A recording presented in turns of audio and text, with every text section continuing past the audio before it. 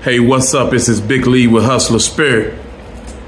Y'all know what we doing today. What's up, Fleece? Same as any day, my brother. You doing all right? Yeah, I'm doing all right. What's that shirt say? Make the money? Yeah, I make the money, I make the rules. That's what's up. Hey, Yeah. let's go ahead and get into the story you was telling me about the what your opinion about the death row situation is. Man, people don't realize that when people are sentenced to death, put them to death, execute them. That's the easy way out. I lived around these people. The prison I came out of had death row inmates. And we come out together, but they fenced in where we can't touch them, but we can talk to them through the fence and see them play basketball, handball, and, ask them how they doing, all this. I watched them. They had one death row inmate, Kevin Stanford. Yeah, he was brutal. What he did to that black girl, yeah, I condone. Nobody or animal wouldn't have done it.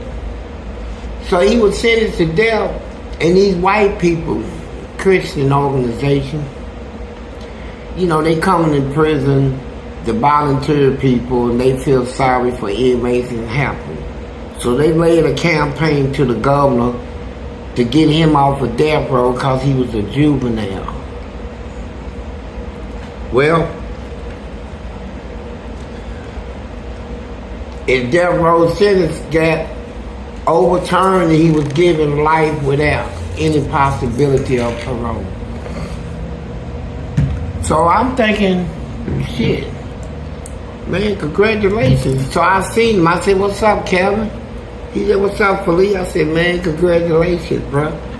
Heard they took you off of death row. He hollered, F them white people. He said, I'm still locked up too. And so I watched him. See, he's in torment to sit there and watch yourself rot. See, that's the fear of all sentenced to death.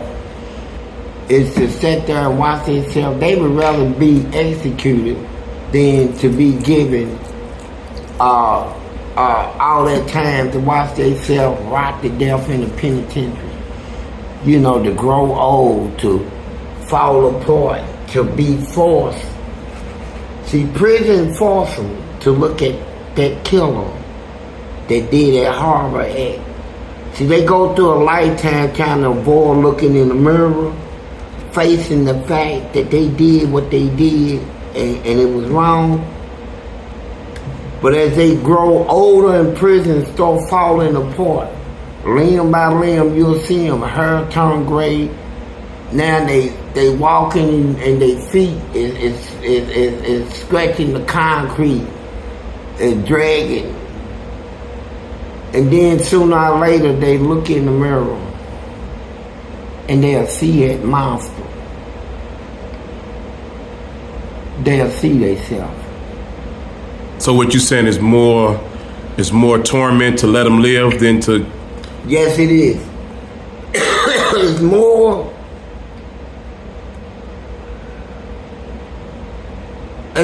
torment to let them live than to put them to death. They live in a prison. Prison, like I said, prison ain't no calm day in prison. So you can be laying in your bed, wake up and your whole cell is flooded with water. Somebody done flooded his cell, flooded the whole wall. Ain't no rest, you got to clean it up. You live around shakedowns where the guards, you laying in the bed, they say shakedown. Everybody, take everything in your cell and throw it all over the floor, tear your sheets off your bed. They looking for weapons and all that. It happens all the time. You know, ain't no rest in prison. No rest for the wicked. None. Even if not that, you'll see other inmates. Then you got people that try to steal from you. Then you got people jump on you. Then you got a whole lot of stuff, man. So a death row inmate would prefer really to be put to death than allowed to live. That's truthful. What other death row inmates did you run into in there that you seen them get old and kind of? Yeah, another one I seen was Victor Taylor. You know, he's accused of killing the Trinity High School boys. He did it. You know, Victor, I met Vic when Vic came from the hood I came from. You know, and he was boxing. His hand was like Mayweather. That man was just, he was welterweight. And his hands was dirty, man. And I boxed him. You know, I was on the boxing team too. And like he's in LaGrange prison. I'm in Eddyville, the maximum security. So I never thought that somebody was Vic, because the whole time we were locked up, I never noticed Vic having. I mean, you know, I can't watch nobody 24 hours a day in prison, but I never known him in prison to have any sexual appetite towards, you know, gay sex, you know, and stuff like that. I mean, he didn't even mess with, I never seen Vic really talk to gay people, and you know, he was like not about nothing but boxing. So he gets out. I had a pending charge. I had to go back to court on. You know, when they transfer me from the prison, they back to the jail in my city. And Vic was already locked up, being accused of not only killing them two white kids, but sodomizing them. You know, so they put me on his walk. So I went in, I put went to my cell. They said I'm gonna be in, got my bed. And I saw Vic. He was in the first cell. He was standing up in the window, beating on the window, big old square window. You can look out the window down in other inmates' pod, because they got glass windows. And the pot he was licking in was sissies. He was beating on the window trying to get these sissies to put their butt up on the window so he can jack off. I said, Vic. I said, man, what's up with you, bro? He said, what are you talking about? I said, man, do you understand you going to court being accused of not only killing two white kids, but sodomizing, bro? You up here in the window with your thing out, beating on the window for some sissies to back there. And then he said, nigga, stay out of my business, nigga. Stay out of my business. You know, he was like going ape shit over it. So I said, cool. You know, cause he's the type, if I fight, I would have to kill him. You know, I just, you know, I said, you know, I ain't with all that. But I knew right then and there that, yeah, he did it. And so, in prison,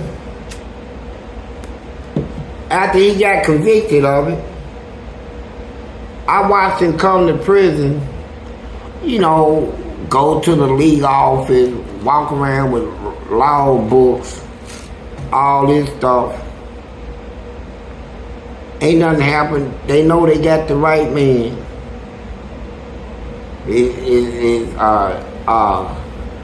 His partner Wade told on him. And then I started watching Vic get old. Before I left prison this time, oh man, his hair was just gray. Everything gray, and he's humped over, Mr. Boxer. Good in his hands ain't good no more. And I seen him try to shoot basketball, couldn't even reach the shot the ball, couldn't even make it to the rim. I said, what's wrong, Vic? I was messing with him. I said, you getting old, boy. I said, I can walk up to you and smack you out. He said, go on somewhere and then you can't whoop me, please. You never could. And I'm in good shape. You know, I made it through my 40 years in the penitentiary. You know, and the victim fell apart. He walked bent over, holding his back. Something's always messed up with him. But you know what? Here's the torment. He's going to be faced. Right now, as he's getting older and falling apart, looking in the mirror and seeing himself get so old and ugly. You know, yeah, what I'm going to talk about is some poltergeist shit. Poltergeist in the penitentiary. See, like these new prisons they built, they ain't really got a history. You know, new buildings. The prison I was in has history. That prison is a prison where they killed a 13-year-old black girl, put her in an electric chair named Susan. It's documented. That was after emancipation. That's how far that prison was built. They killed 5 kids in one night at this prison. All of them was black except one. He must have been Indian. This prison, Kelly Mouse, they talk about his spirit roams the prison and stuff. So when I get to prison, you know, I want to hear all that old ghostly stuff. But I can tell you this for a fact. When they put me in that dungeon, down there butt naked in the dungeon with nothing. No clothes, no nothing. Nothing down there but lizards, flies, rats, sewer rats. Big, same size as cats. I had that's who my cellmate was. Who?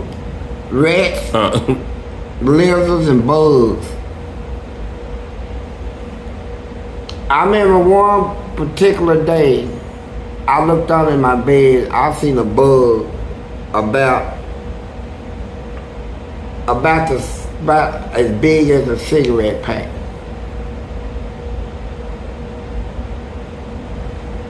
And it had it was dead, but it had all the features.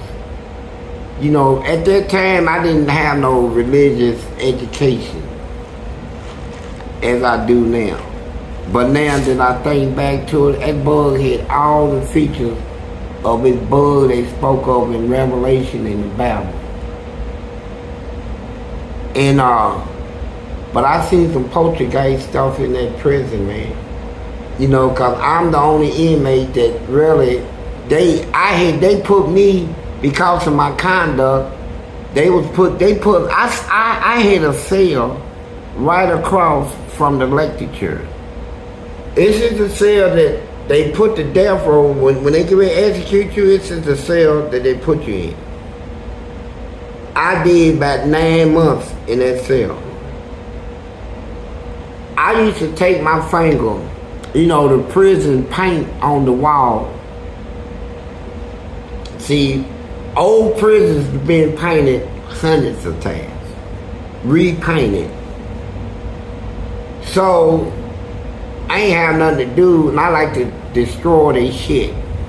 So I started scraping. I took a little plastic spoon. They wouldn't give me a real spoon. And I'm peeling the paint off the wall, and then I could take a whole big pile of it off the wall because it was thick. I got all the way down to the original wall.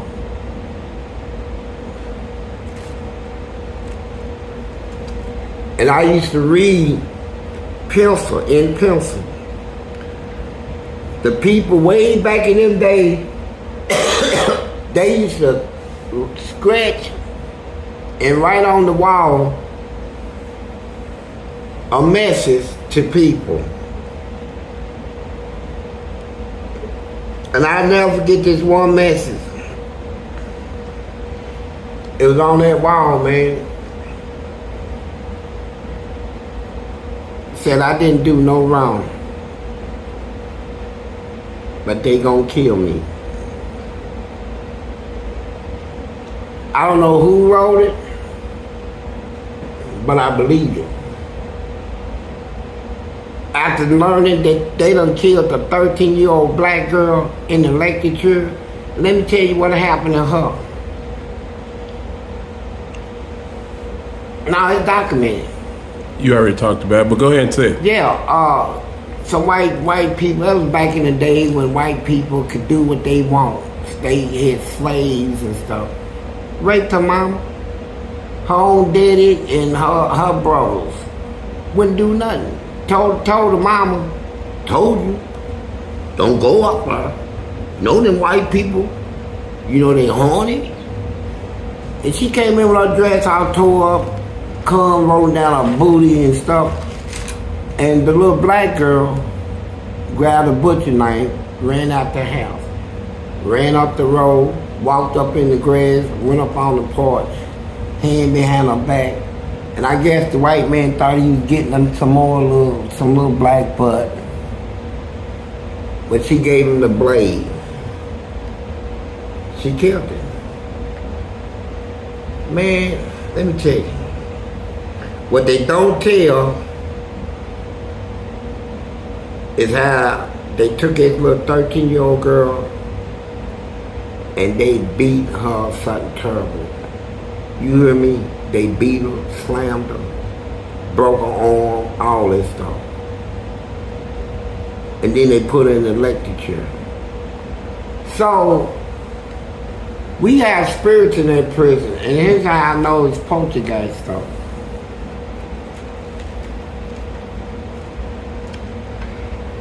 The devil tried to take me 3 times when I was locked up in that prison, in my sleep. I'm laying in the bed, about ready to nod out, and something snatched my spirit out of me, my soul.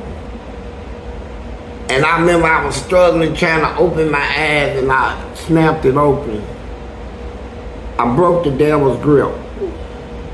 You hear me? Yeah, my soul, I broke it.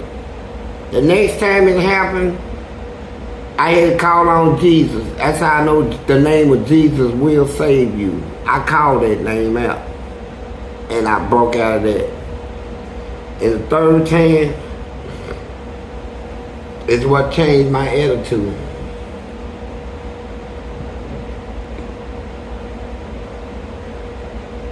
So when I first came to Away.Evil prison, we used to look over the wall, the prison wall out there where they got a big old lake.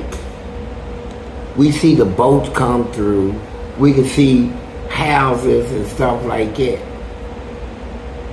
I never seen nothing but brown birds. Coming up, you know, every now and then you see a owl, an eagle or something. Before I got out of that prison, across the street is what they got, a graveyard, Chicken Hill, right over them, all them trees.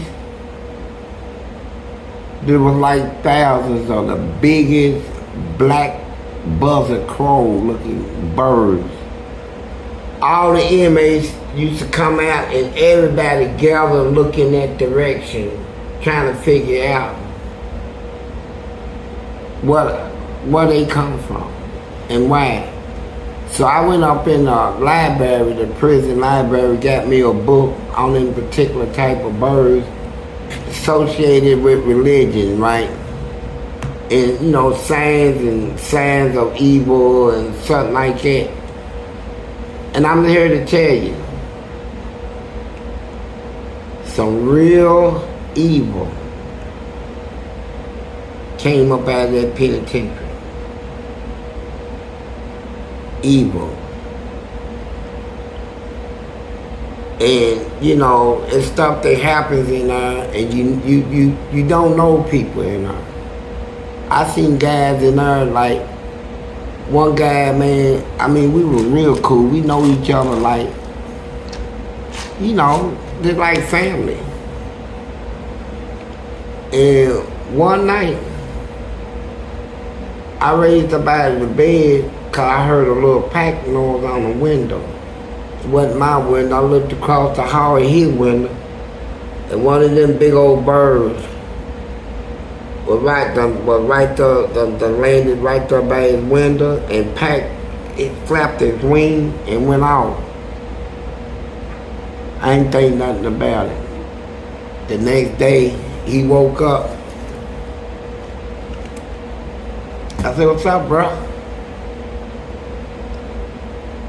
He walked right past me like he didn't even know me, bro.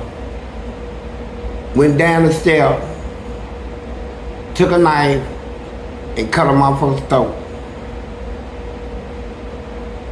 And I sat and thought about that. When I went back to the hole, I ended up next door to him. And I said, I ain't gonna say nothing to him. And he won't talk. I let him talk to me first. And sooner or later he talked, he said, "Fleece." I said, "Yeah." He said, "Man, something done happened to me." I said, "What you mean?" He said, "I don't even know why I did what I did, man. That man didn't do nothing to me, and I went and killed him." I said, "Look, man, I got something to do. I'll talk to you later." I went and laid back in the bed and thought about that.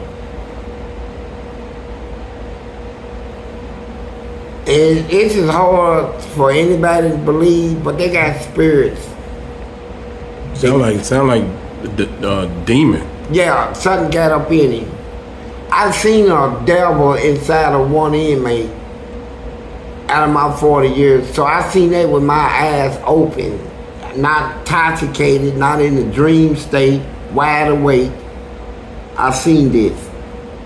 So I know that it exists. But how to get inside of people, I don't know all that, but it's irrelevant. Really, if they inside of them, you got to deal with it. Did you ever have one inside you when you was in there? No. You don't think none you did, you had? I know I didn't. I did things like,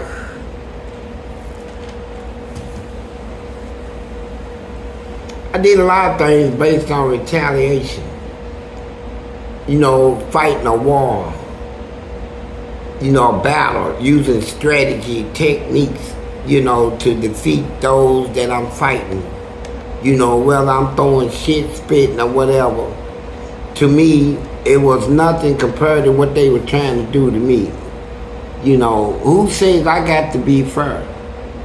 They come to me with mace, taser guns, tasers, electric shields, billy clubs, and 5 or 6 or 8 or 9 on just me. So yeah, I had to use, to survive them attacks, I had to develop my own style of fighting. And that's what I did. I developed a style that I chose to keep my enemies obeyed, keep them off of me, and at the same time get my respect, right? And that's why I fought. I was forced to fight, and I was forced to fight nasty, because you don't fight no polite fights in no prison. Ain't no you hit me, I hit you, we shake hands and laugh and eat the next day sitting at the same thing. It don't happen.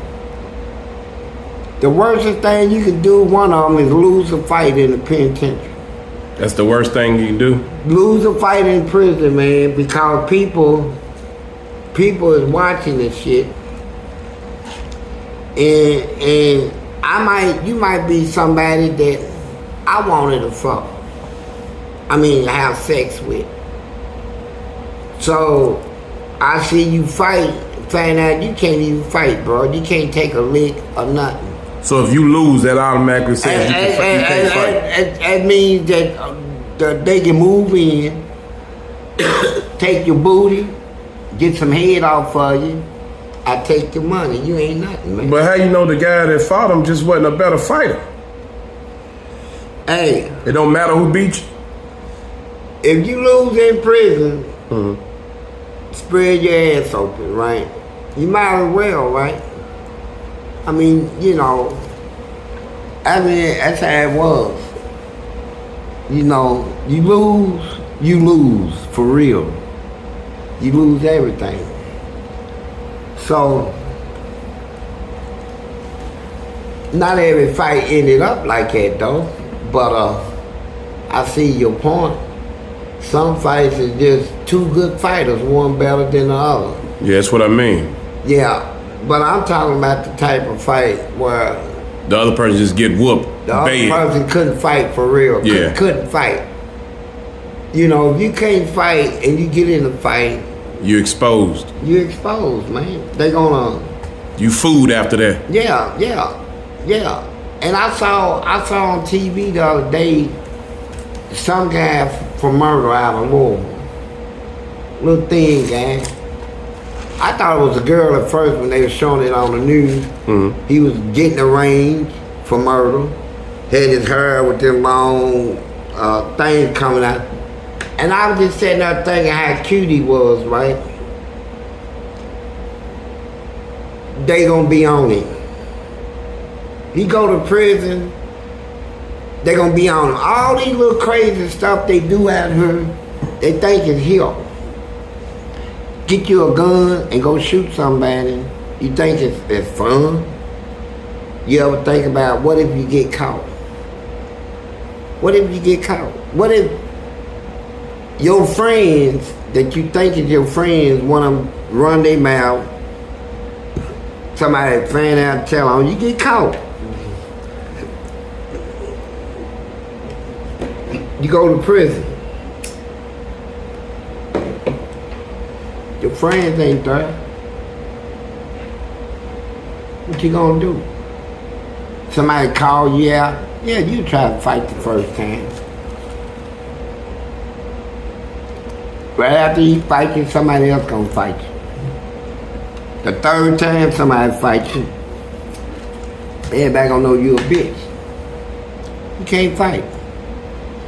They gonna smack you, then take you in that cell, bend you over, arch your eyebrows, shave your legs and your booty, and you'll be somebody's wife. You wanted to educate these young people. Yeah. They done made a mistake, and they're on their way in there. You said you got 10 best ways, which that must be one of them. The 10 best ways not to get your butt taken in prison. Yeah. You got 10? Yeah, I got 10 ways you can stop getting your butt taken in prison. All right, what's number one? Play crazy. Number two. Hold on. Just play crazy. What you mean play crazy? Yeah. Like play with your duty and all that stuff? Yeah, all that old stuff. You got to go farther than that. Cause I seen people that try that crazy stuff still get their butt taken. Oh, And cause they like booty in prison, bro. I seen two people with hair all over their body, both of them weighing about 3 something. Loved each other. Hunting on top of each other like big old walrus. and they had, birds and shit, man. I'm like, God. But the second way. Number two. Take some ketchup. Pour some ketchup in the back of your underwear like you bleeding, right? Take your underwear off and say, oh man, I'm bleeding again. Shit. God, man, what's wrong with me? People gonna think you got a disease. They ain't gonna want to mess with you. Another way. Number three. Eat a lot of garlic. Walk around with garlic all in your mouth, right? You take garlic and run it through your hands and shit like that. Where'd you get garlic from? They sell it in the canteen. They sounds okay. Not only sell it, but they grow it in the penitentiary. And that smell is so foul when you talk to people.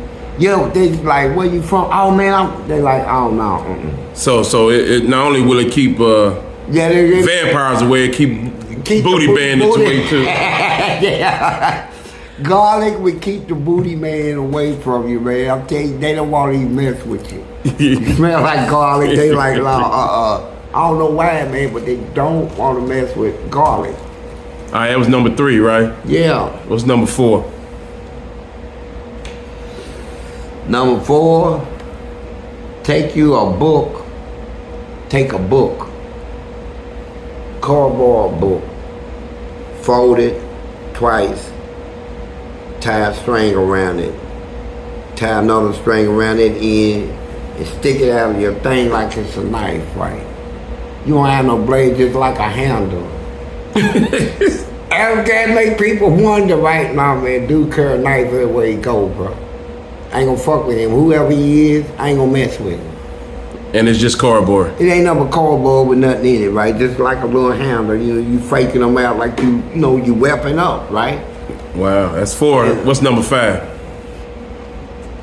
I don't think you're gonna make it to 10. Yeah, I'm gonna make it. Number 5. Number 5. It's hard. Number 5 is to act like you the one looking for booty. See, when you go around looking like you looking for booty, then everybody that looking for booty ain't gonna mess with you. Cause as far as they concerned, you one of them, right? You know, y'all gonna say, hey man, what's up, man? What's up, bro? Damn, man, nigga, I'm trying to get some head, man. Who got it, man? You know, I'm trying to get me some plug something. So when they hear all that, they ain't gonna mess with you. Cause they don't want it, they trying to get it, so they ain't trying to give it up. Yeah, they trying to get it, and they see you trying to get it too. So man, join us, bro. Number 6. Number 6. Young people, listen.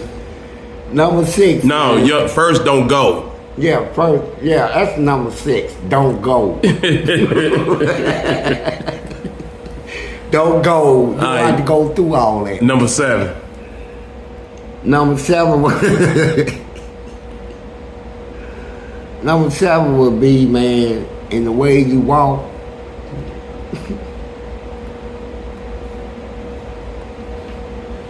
You gotta change your walk, man.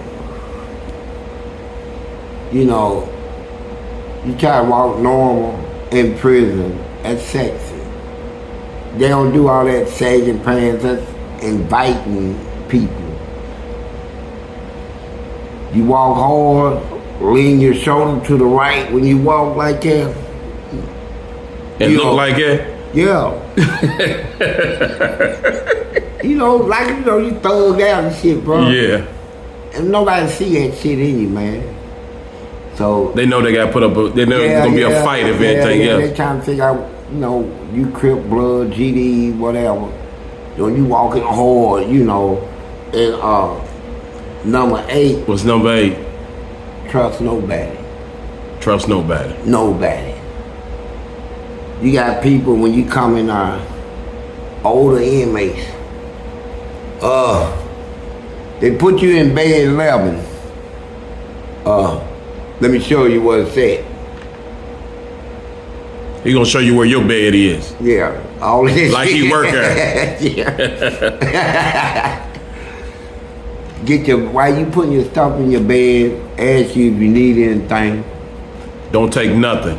Nothing. Should that person go ahead and swing on him right there? No, you don't want to make that mistake. A lot of people talk to you, can whoop you. Ain't no ifs or buts about it. They testing you out first, but you gotta use a lot of psychology shit, man. Just tell them, say, no, bro, I'm straight. My number 8. Mm-hmm. You're not gonna make it to 10. Yeah, I am. Number 8. have a story. You're in the prison, first of all, that you feel, you know, your crew ain't there. They might try to gang up on you, take advantage of you, assault you. But you talk to people, you tell them, make a story up, tell them that your daddy name is Big Pen. Big Pen? Big Pen is on his way, man. My daddy is coming, man. He's in another prison, and they get ready to transfer him, man. I came down, I thought my dad was here. That's why I made him send me here, because I'm waiting on my dad to come here. Y'all know Big Pen, man. Big. Man, my dad's a killer. People will respect that and leave you alone because they thinking you got family coming, man. And, right. Motherfucker Big Pen, who's Big Pen? You know, just that name, but yeah. It's a made up story to keep motherfuckers off, man. You walking around doing whatever, man. Before they find out you made all that shit up, man, you on your way home. What about number 9? Number 9.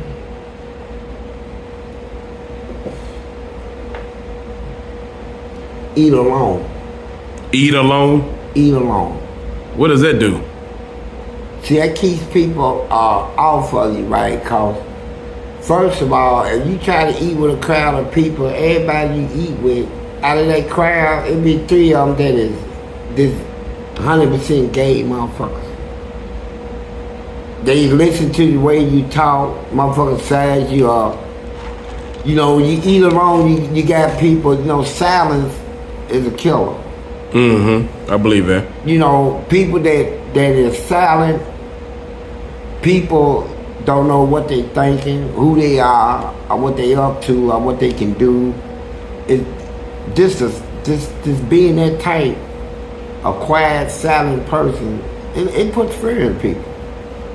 You know, and it'll keep them obeyed, right? Because it keep them thinking, right?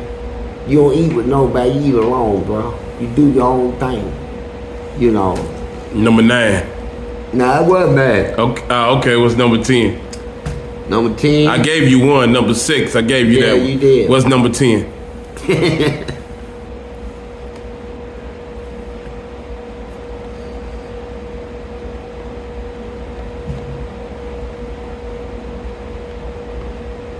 Take a shower with your underwear on. With them on? On. And let them know you ain't with it from the beginning. You know, you go in the shower, leave your underwear on. You're in the shower with 50, 60 freaks. They hard, they coming out hard. They don't care. You want to look at them, they jacks off in the shower. They stand right in there, and while you washing up and jack their stuff off, and I mean, it's up to you. You know they got a problem, a behavior problem. Now it's a sex problem. What you gonna do? Walk over and hit him, and he'll slaughter you in there. You turn around, they turn their head from side to side. They look for ass, man, booty. Somebody got a pretty butt, and most of you young guys going to prison, y'all know y'all got pretty butts and stuff, bro. I'm just being true. And keep your underwear on. You wash up with your underwear. You might as well, because, hey, check this shit out. You cleaning your underwear and your body at the same time. You know, you don't have to expose your body, man. Bend over. Put the soap up in your butt. They watching you, bro. They be watching you. Every time that soap red go up in your crack, man, somebody's watching them. That soap go down in your, you know, they turn down on it. And everybody gets fucked in prison. Whether physically or in somebody's dream. That's some crazy stuff. Yeah, right there. you go in your room. I mean, ain't nobody pet your butt, grabbed it or nothing. But you got guys that done seen your butt or go in they cell and fantasize about screwing you, masturbate and get off. They do it every day. some people you'll see the same people every time you go in the shower. You know, like they might have fear to say, look, you know what? I'm not going through all that fighting him and stuff. He's aggressive. But if I can just see his butt, I go in myself and get him, you know. So you're going to get jacked off on regardless. Everybody gets jacked off on. You know, you don't know who done jacked off on you. So when you take a shower, leave your underwear on. Leave them on. Leave them on.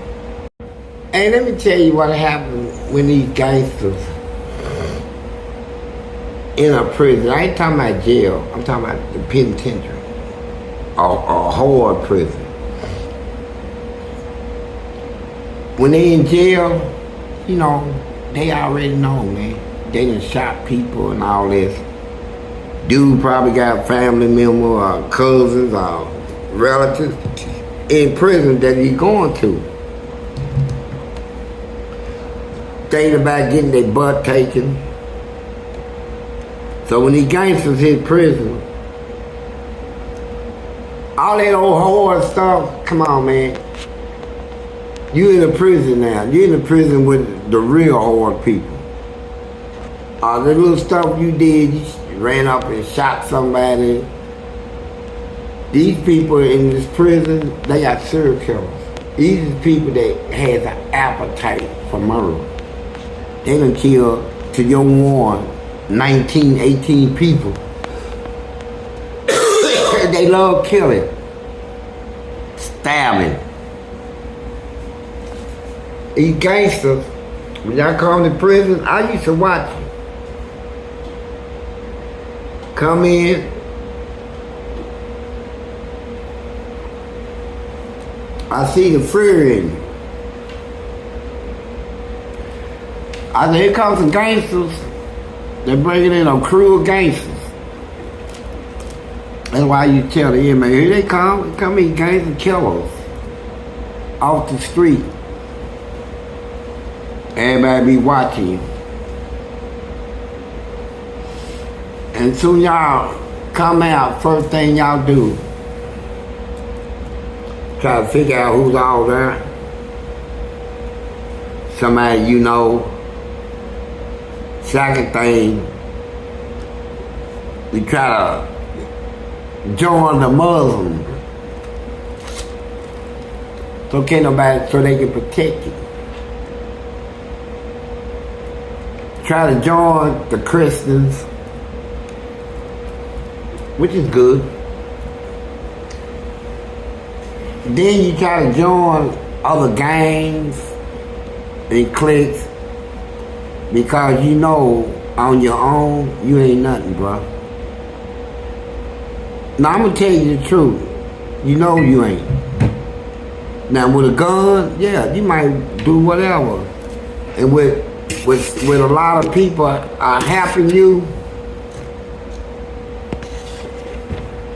with a lot of people helping you to fight, yeah, you might be tough. But one-on-one, just you against somebody that done been locked up 20, 30 years, lifting weights, boxing, made this body just made out of bricks, like a big brick over me. What you gonna do? So y'all tried to click up.